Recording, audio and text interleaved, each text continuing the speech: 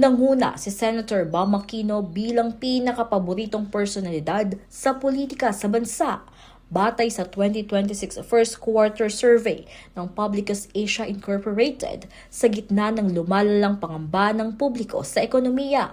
Sa nationwide survey na isinagawa noong March 21 hanggang 24, nakakuha si Aquino ng 59% net favorable rating. 30% ng respondents ang nagsabing very favorable ang kanilang pananaw sa senador. Sumunod sa kanya si Senator Kiko Pangilinan at Senator Risa Hontiveros na kapwa nakakuha ng 50% net favorable rating. Pasok din sa top 10 sina Senator Loren Legarda, Bongo, Raffy Tulfo, Ping Lacson, Pia Cayetano, Migs Zubiri at Alan Peter Cayetano. Samantala, habang umangat si Aquino, nakaranas naman ng pagbaba sa approval ratings ang dalawang pinakamataas na opisyal ng bansa. Si Pangulong Ferdinand Marcos Jr. ay bumaba sa 19% mula 22% approval ratings noong fourth quarter ng 2025. Nasa 13% lang din ang trust rating ng Pangulo. Bumaba rin sa 28% mula 34% ang approval rating ni Vice President Sara Duterte sa kaparehong panahon.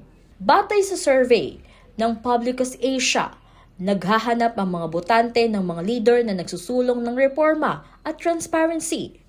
88% ng mga Pilipino ang pabor sa tax relief at katapatan sa gobyerno, at 81% naman ang nagdanais na ipagbawal na ang political dynasties hanggang sa second degree. Isinagawa ang survey sa panahong matindi ang pangamba ng mga Pilipino sa usaping pinansyal at krisis. Lumalabas na 74% ng ating mga kababayan ang negatibo ang pananaw sa kasalukuyang lagay ng bansa, habang 56% ang naniniwalang lalong lalala ang ekonomiya sa susunod na 3 buwan.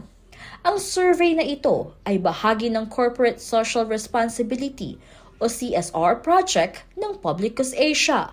Ang Publicus Asia din ang natatanging survey firm na naglabas ng survey sa pagkapanalo ni Bongo at Bam Aquino bilang una at pangalawa sa nagdaang 2025 midterm election. Ako po si Danny Gagino para sa CLTV 36 News.